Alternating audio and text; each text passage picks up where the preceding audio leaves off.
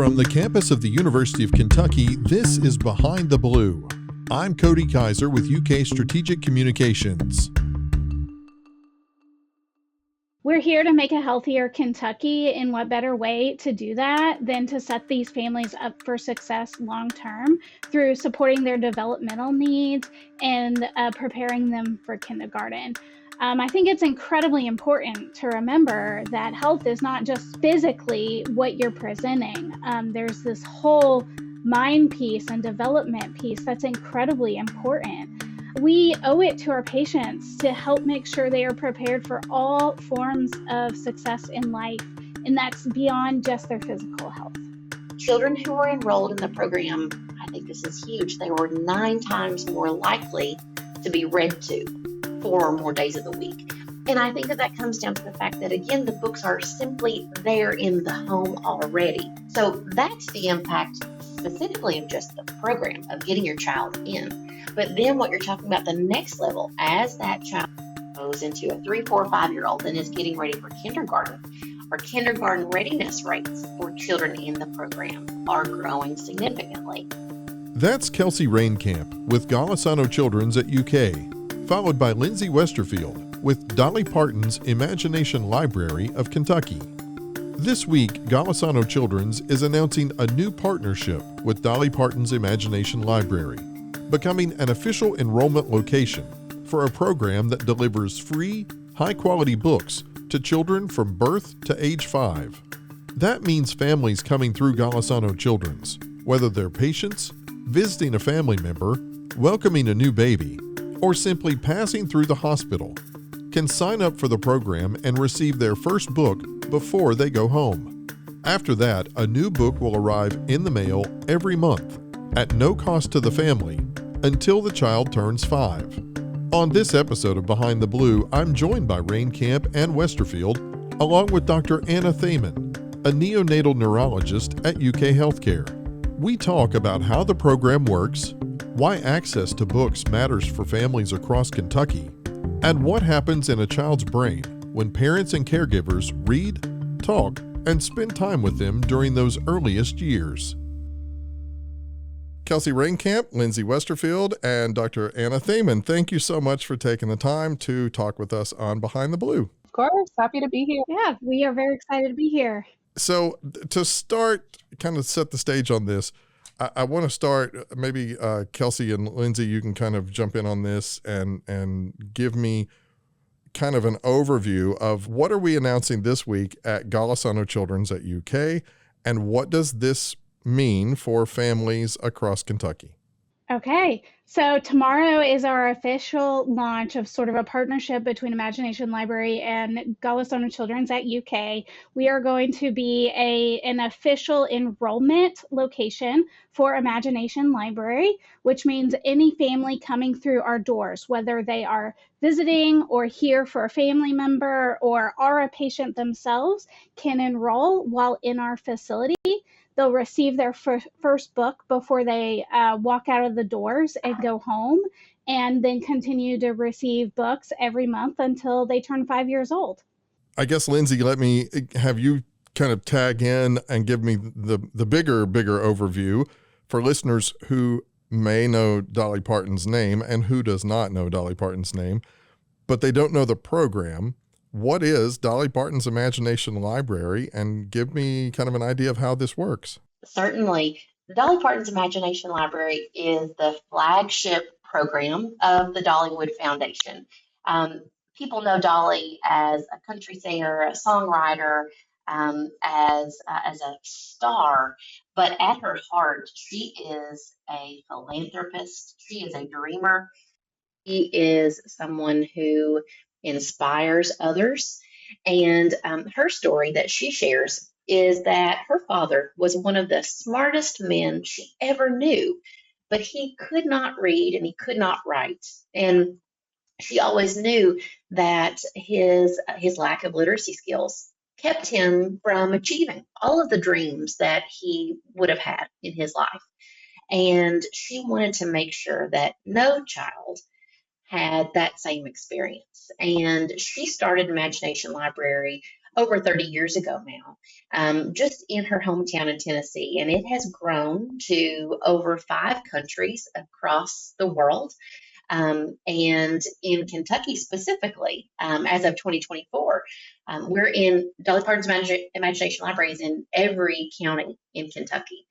And so every child under the age of 5 in Kentucky is eligible to receive high quality, age appropriate, developmentally appropriate books delivered straight to their home at absolutely no cost to the family.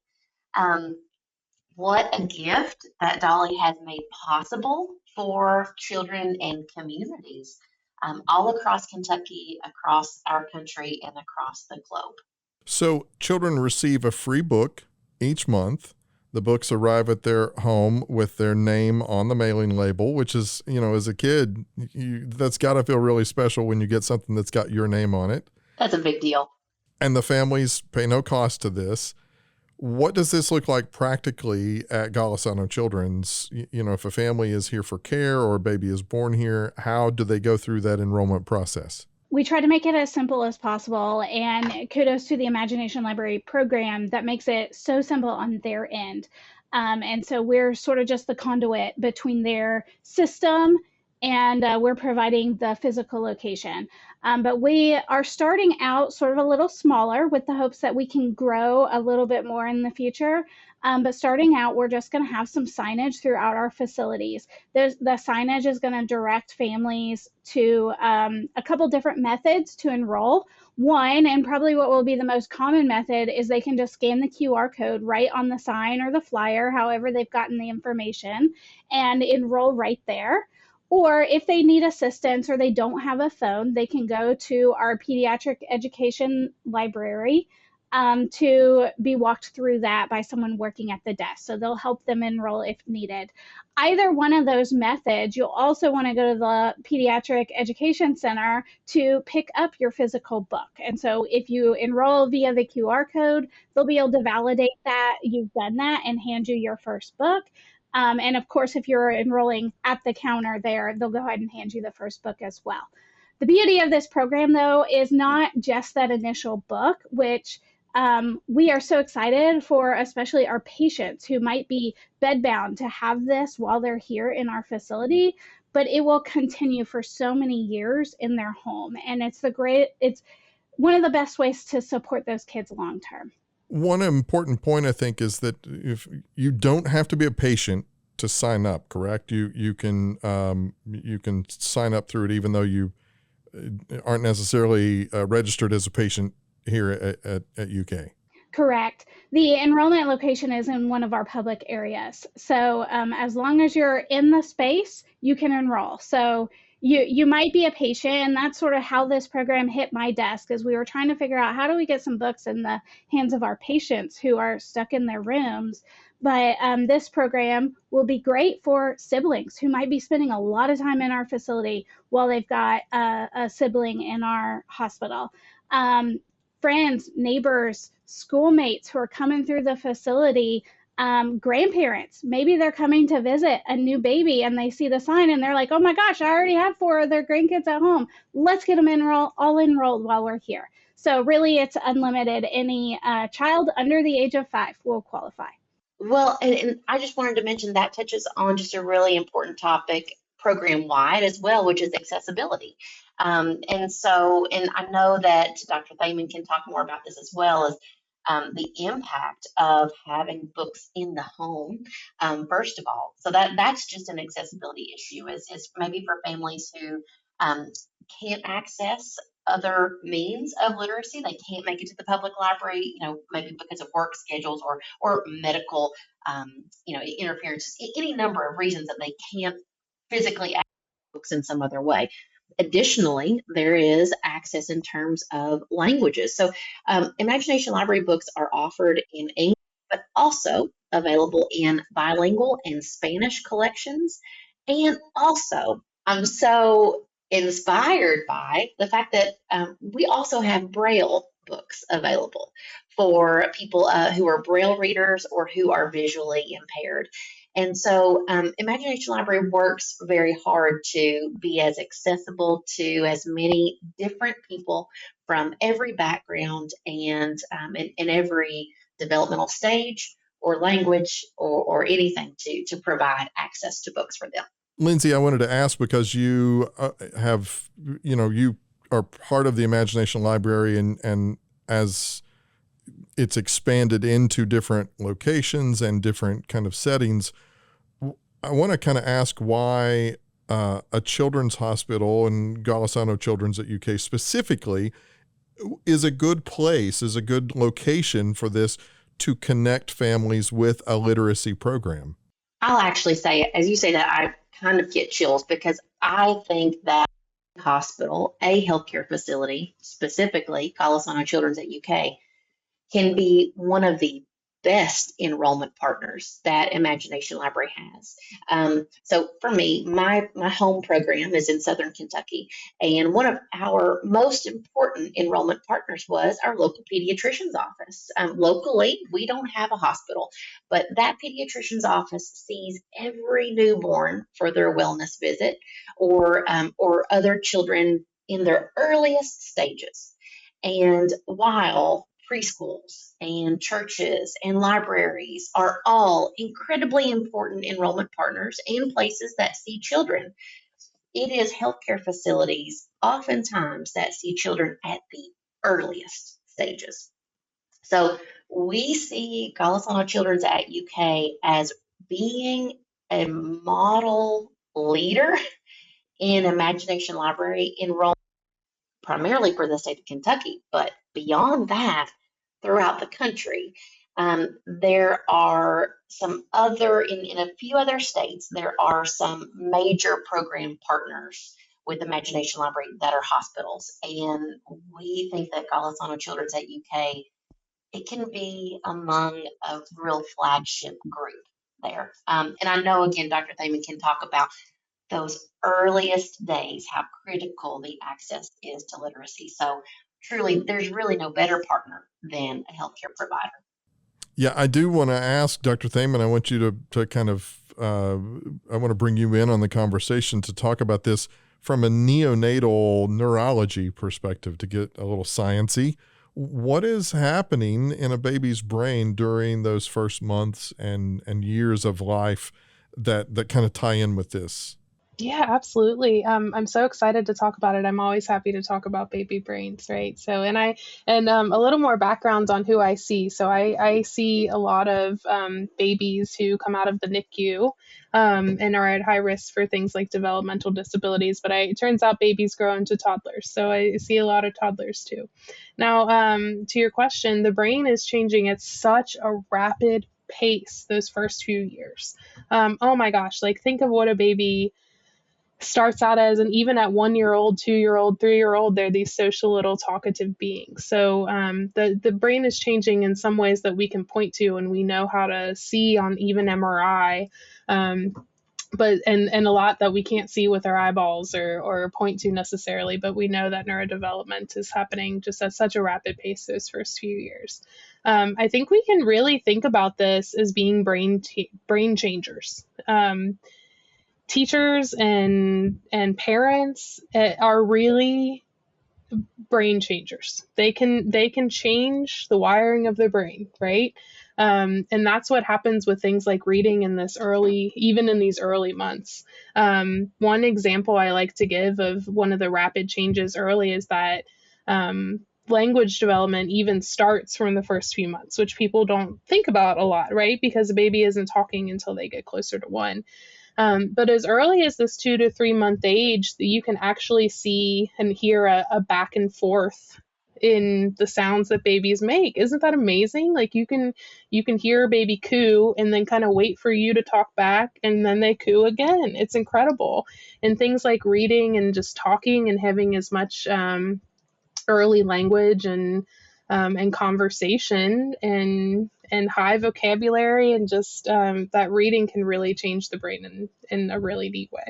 Yeah, I was going to say, when a parent or a caregiver reads to a baby, even though they don't understand the words maybe yet, the child is still receiving something from that interaction. Is there a part of that has to do with rhythm and repetition and kind of voice and touch play in early brain and language development? Absolutely. Oh, absolutely.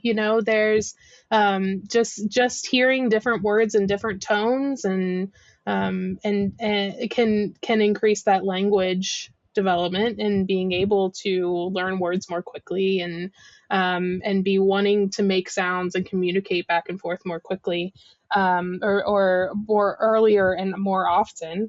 But also can, some more subtle things that you don't think about are, the social connection aspect of things. So not just language and vocabulary, but learning that social reciprocity from parents and whoever's reading to a baby. And kind of along those lines are really bonding, like you mentioned, touch and time together. I think that sometimes it's hard to know, if you're bonding with your baby, right? Moms, I think it's more obvious because they carried the child often, in a typical kind of situation. They've carried the child, and they have a very physical bond. But I like to think about dads for this program in particular, because it's an easy way to spend time with your child, hold them, talk to them, and even though they're not getting the words, they know you're there, and they know that quality time and that touch and bonding. So I think that that's a part of this program that is not to be forgotten. Yeah, that idea of my child's too young to read to, or something like that. I Mm-hmm. mean, you're pulling in other pieces of like you say, bonding, emotional Mm-hmm. regulation, and even contributing to a child's sense of safety, Oh, for in sure. that regard. And so, and to that, let me say too, like the idea that as a parent or caregiver, the manner in which you read is probably less important than the fact that you are reading. Like, you don't have to do every voice. You don't have to do you don't have to put on a show for it, just reading. And I think to that, like, I have a son who's 7. From the moment he was born, we decided that we were just going to talk to him like a normal everyday person. So we didn't use a whole lot of baby talk. We didn't use a lot of that. And so I think that somewhat helped, but also we did read a lot to him. And he has a fantastically large vocabulary. Just really surprising sometimes, some of the things that he has a grasp of.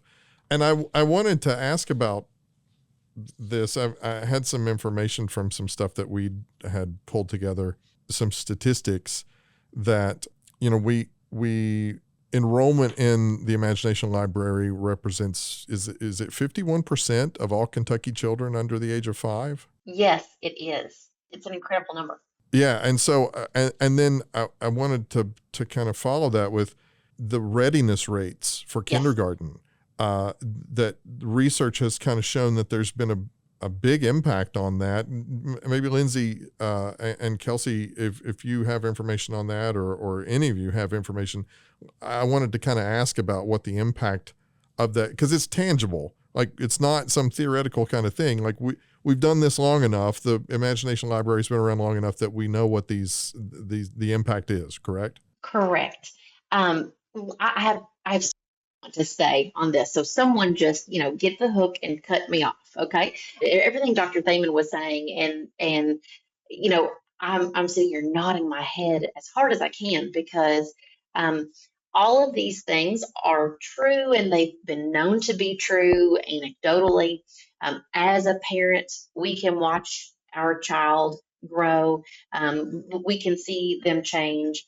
But we do have some concrete quantitative data that supports all of this, specifically through the Imagination Library. So, one thing I'll start with is the groundbreaking international study that was recently completed for Dolly Parton's Imagination Library globally.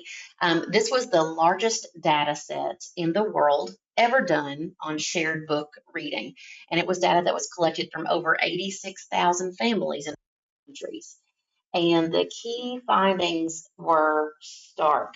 Number one is that Imagination Library closes literacy gaps. You mentioned about that really reading, talking, singing, playing with your child is a protective factor. It can be a sense of safety, and that is completely true. Um, it closes the gaps that happen when parents are just busy. They love their child, and if I had 24 hours a day to just spend reading to my child, I would, but none of us do. And we're at work.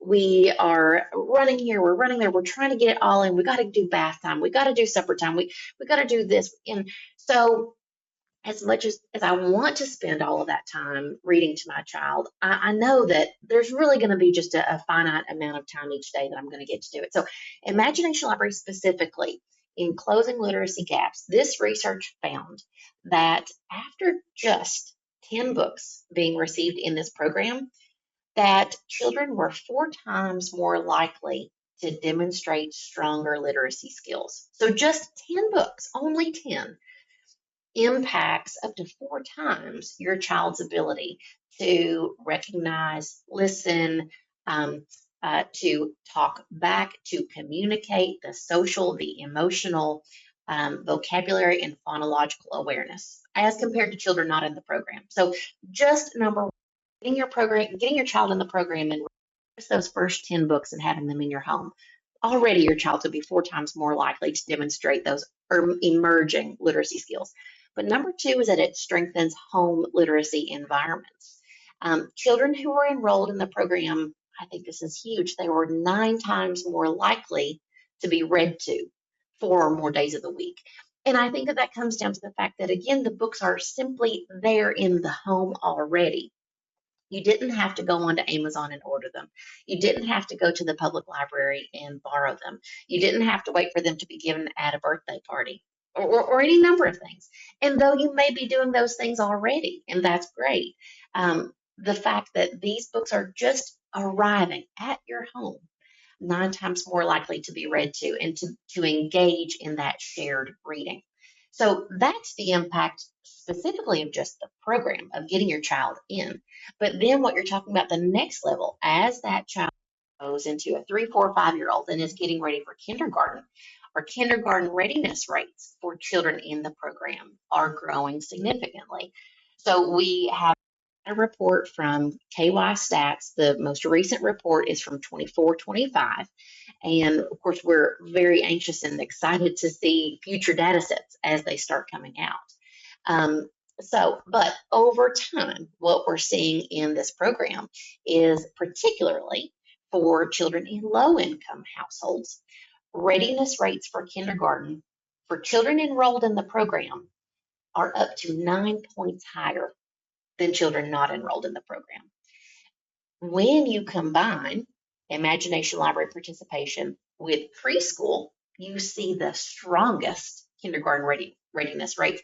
However, even children who are not enrolled in preschool, we still see just comparable, if not higher, readiness rates with Imagination Library. So the impact of, number one, coming to a healthcare facility or having your child born at a healthcare facility where you can enroll them on the data and be in the program for the full 60 months and receive a full library of books. That's your first part, is getting access to these books.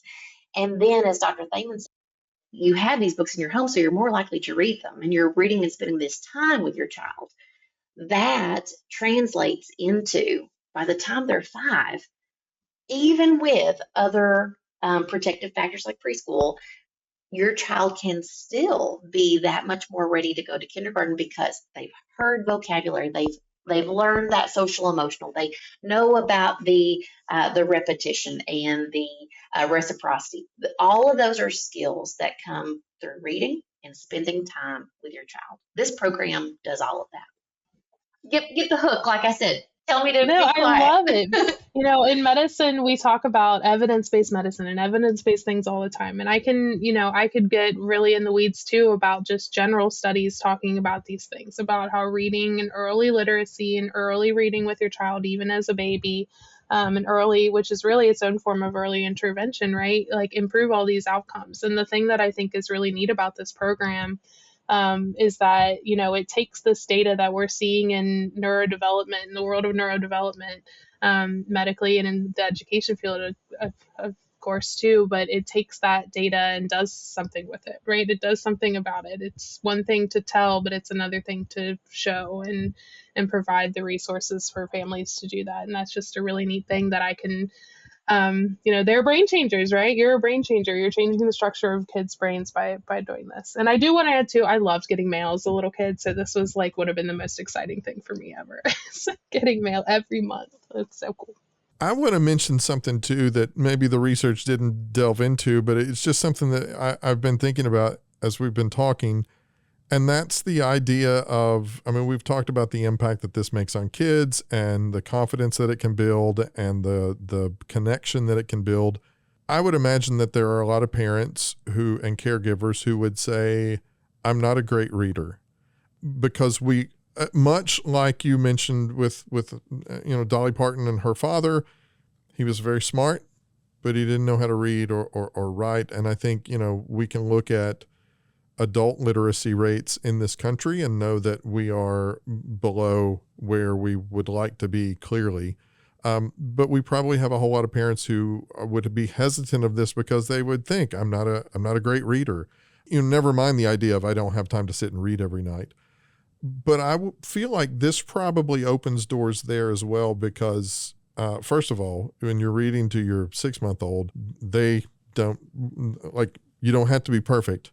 And you are, in a sense, honing your skills. You're sharpening your own skills in doing that, so that I would guess that it eventually, over time, you're just opening the door to yourself to being a better reader and becoming more curious about that, to where you're not as intimidated by it because you've been doing this with a child who is not judging you.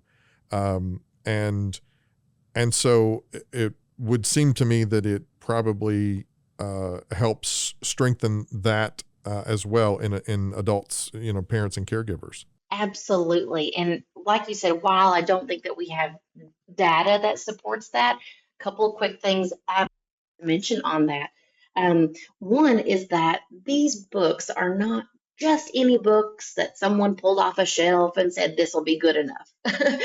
These books are very specially selected by a blue ribbon committee annually, made up of parents, educators, community leaders, people who give of their own time multiple days to sit down and read through thousands of children's books to make selections based on high quality illustrations, high quality text, based on content that is developmentally appropriate for children.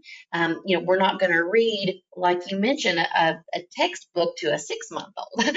6 months old, or really, and Dr. Thayman, I know you can talk about this too. Children who are 1, 2, 3 months old, really what they need are black and white long pictures with little text. My daughter, the first thing that we were showing her when she was 1 and 2 months old, just those cards with the big black patterns, differently colored. It's helping their eyes to grow. And so the first few books that you're going to get in Imagination Library are those kinds of books. And then as you get a little bit older, you're getting some board books that as your baby is getting teeth, babies are learning to read by putting books in their mouth. They learn how to read by touching the books. And so you're going to be getting board books.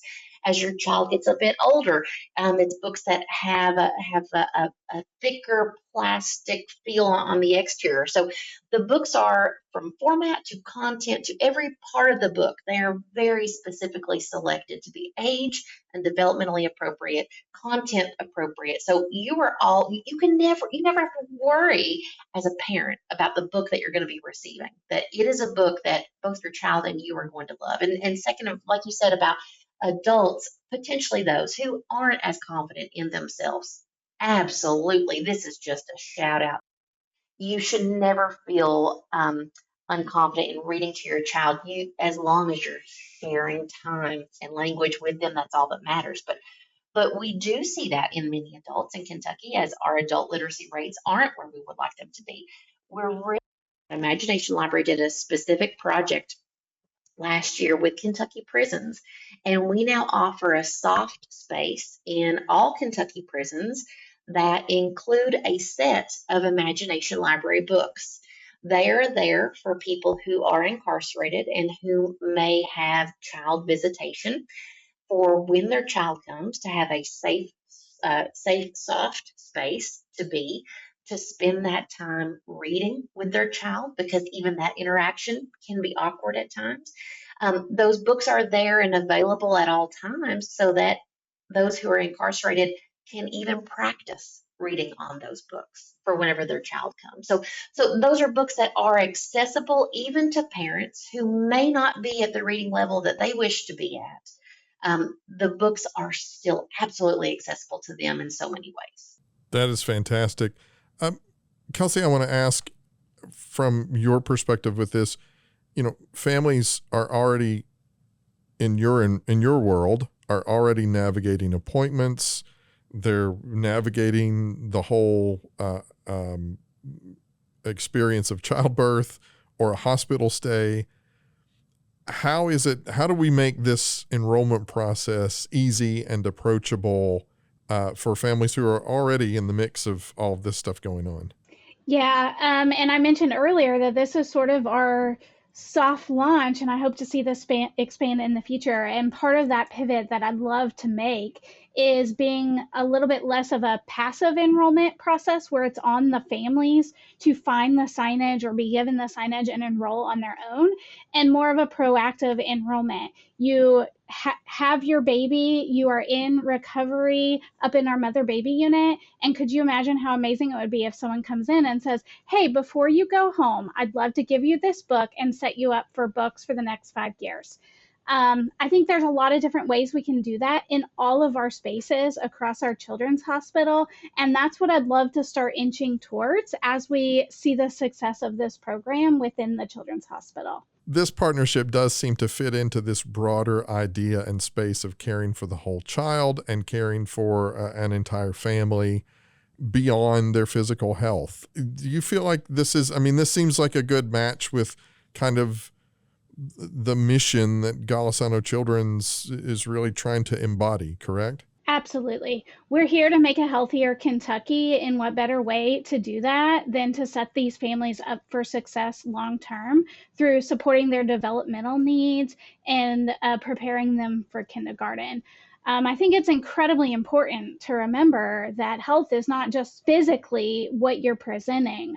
There's this whole mind piece and development piece that's incredibly important.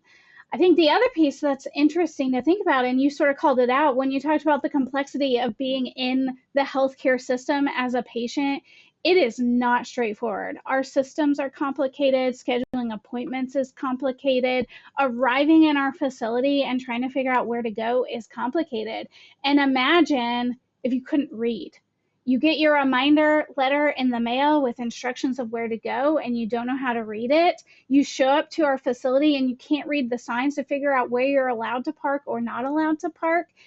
We owe it to our patients to help make sure they are prepared for all forms of success in life, and that's beyond just their physical health. Say it again. So if a child signs up, if a newborn is born at Golisano Children's and the family signs up, they receive something like 60 books by age 5. Yes. That seems like a massive foundation that it would create for this child and this family before kindergarten. The first book is The Little Engine That Could, correct? Yes. So it seems like there's a good I think I can message that you want families to take from away from this partnership in this program, right? Absolutely. We're here to help them enroll. But really it's up to them to sign up and read the books to their child, and Imagination Library just makes it as easy as possible. And I have a 6-year-old now, so we graduated from the program about a year ago, a little bit over a year ago, and I can't stress how helpful having those books into our home was. We are a busy household, as Lindsay kind of referenced earlier. Both my husband and I work, and it is challenging to find the time, and it would be even more challenging if we were also having to find the time to get the books into our home. Knowing they were arriving was so incredible, and it was such an exciting time. The book arrived. Okay, tonight we're going to sit down and we're going to read this as a family. And I will say, Lindsay talks about the thought that goes into selecting those books, and I see it even now. We've been cleaning out some older toys, and so we've been going through some of our books. I've been trying to clear out some of the ones that are no longer age appropriate, and none of the Imagination Library books have made it into our stack to give away to other families because they grow with her, with my daughter. And so even though, she received the little engine that could when she was born, it's still a completely age appropriate book for her to read now.